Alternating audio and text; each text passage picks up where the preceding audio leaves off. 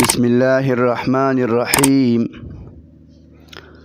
دا الله جل جلاله قانون دے چې څوک نیک عمل وي الله جل شانه بدت نیک بدلې ورکي، او چې څوک بد عمل وي د الله قانون ماتي نو الله جل شانه بدت په دنیا او آخرت کې داغي خراب بدلا او سزا خامخا ورکي.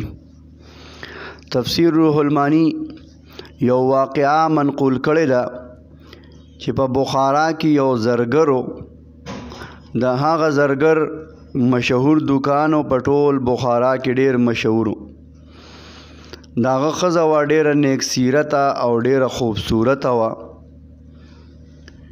د هغې یو نوکرو کور کې به ورکره کار کو، اوبه موبه به یې وله را چلولې. د 13 کالو داسې د سره نوکرو، خو په 13 کاله کې ته د هیڅ قسم غلطي نه ولیدلې. یو ورځ نه یو ورځ ده چې د اوبه راوړې چې کور ته راغې، زرګر ختلی دکان ته، نو د شهوت په نیت باندې د هغه ښځې سره لاس میلاو او د هغه چې کومه زنانه او ښځه وه د لاس میلاولو سره یې هغې ته زور ورکو او بې حیایي او د شهوت په نظر باندې هغې ته وکتل او لاړه. دا ښځه ډېره زیاته پریشانه شوه، نیک سیرته ښځه وه، بل هغې وی چې دا سړی خو له 13 کالو داسې مونږ سره دی چې دا ولې د دا کار وکړه. دا ناسته وه جړلې، ناڅاپه دکاندار راغی، خاوند یې د دکان نه راغی، وی ولې جاړې؟ دی ورته وی دغسې کار وشو. هم ډېر پریشانه شو، هغه هم په ژړا شو. ښځې ورته وی ته ولې جاړې، څه مسله ده؟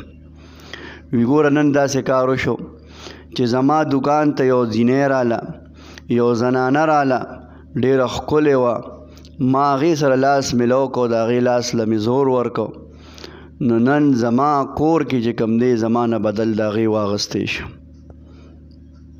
د دواړو چې کوم دی په سترګو کې اوښکې رالې. خاوند یې توبه وباسله، زرګر وی ما نه غلطي وشوه، ښځې د خدای نه معافي غواړم او ستا نه معافي غواړم.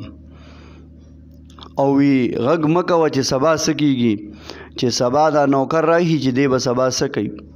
چې سبا نوکر راغی، دې زنانه ته وی زه ډېر زیات ستومانه یم، خدای نه مې معافي وغوښته، ستا نه معافي غواړم، پرون شیطان دوکه کړی یم او تا سره مې چې کوم دی نو غلط حرکت کړی دی، لہذا ته ما ته چې کوم دی د دې خبرې بخشش وکړه. لہذا معلومه دا شوه، پښتو کې خلک وایي چې څه کرې هغه به ریبې. لہذا د حیا ژوند چې خپل کور کې د پردو زنانو سره د حیا ژوند تیری، نو ستا کور به محفوظ وي، او چې د بل د عزت خیال نه ساتي نو ستا کور او ستا بچي به هم چې کوم دی غیر محفوظ وي.